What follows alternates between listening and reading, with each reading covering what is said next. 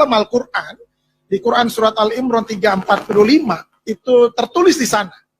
Dikatakan begini, saudara, It's qalatil malaikatu ya Maryamu innallaha yubassuruki bi kalimatin min husmuhul masihu isabnu Maryaman wajihan fid dunya wal akhirah. Jadi ketika itu Al-Quran bilang begini, ketika itu Allah berfirman kepada malaikat Jibril, hai malaikat Jibril, lu datengin deh ke Maryam dan katakanlah kepada Maryam, innallaha yubassuriki bi kalimatin min husmul masihu isabnu Maryama. Kasih tahu kepada Maryam, ini adalah kabar baik, ini adalah kabar sukacita, bahwa engkau akan mengandung dan melahirkan seorang anak laki-laki yang bernama Isa. Isa putra Maryam. Dan sudah tertulis namanya Isa, bukan yang lain. Isa putra Maryam. Siapa dia? Dia itu adalah wajihan fid dunya wal akhirah. Dia penguasa dunia akhirat, saudara. Ini pribadi yang luar biasa, saudara. Itu sebabnya Al-Quran mengaminkan bahwa seluruh dunia, siapapun dia yang masih manusia, itu harus merayakan Natal. Yang masih manusia.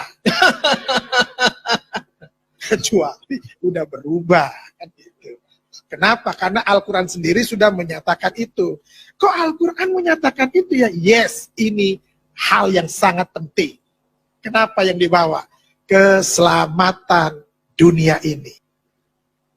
Manusia itu butuh keselamatan. Ketika manusia itu butuh keselamatan, apa yang harus dia lakukan? Dia harus mencari keselamatan itu. Bagaimana caranya mereka mencari jalan keselamatan itu? Ada yang rambutnya dibotakin supaya kudus, katanya. Ya kan?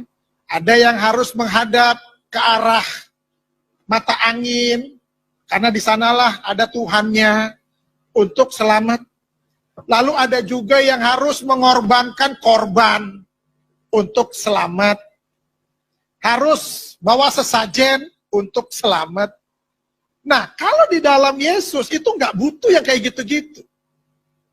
Justru ketika manusia tidak menemukan jalan keselamatan itu, apa yang harus mereka lakukan? Mereka harus mencari yang namanya sirotol mustaqim, jalan keselamatan itu penting bagi manusia. Kenapa? Karena di dalam dunia ini cuma dua tempat, surga atau neraka. Nah, semua manusia pengennya ke surga, betul ya? Tapi ingat, kalau mau ke surga, harus kenal sama yang punya surga. Kalau kagak kenal, ya mikir aja sendiri kan gitu. Makanya dia harus hadir ke dunia ini, Tuhan harus jadi manusia. Kenapa? Karena dia sudah mengirim rasul-rasul, sudah mengirim nabi-nabi, tetapi manusia tetap keras kepala. Gak bakalan gue mau. Pokoknya gue mau suka-suka gue, semau gue katanya kan. Lalu bagaimana? Ini Tuhan ini punya kasihnya begitu luar biasa. Yang tadi sudah disinggung, karena begitu besar kasih Allah.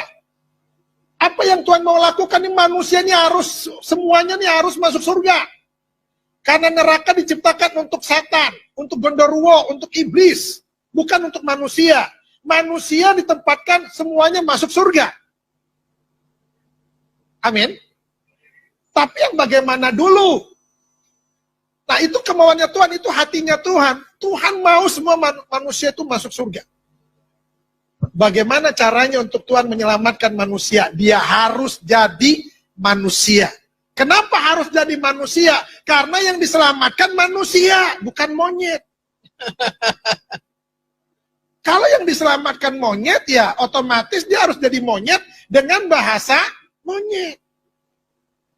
Tapi yang diselamatkan manusia, itu sebabnya dia harus jadi manusia. Makanya ada yang bilang, Tuhannya orang Kristen mah lucu, jadi manusia. Suka-suka dia. Dia mau jadi apa ke suka-suka dia. Ya puji Tuhan, yang diselamatkan target utamanya adalah manusia, maka dia harus jadi manusia dengan bahasa manusia. Dengan gaya hidup seperti manusia. Nggak mungkin dia datang sebagai roh. Kenapa? Ngeri. Ada suara, nggak ada wujud.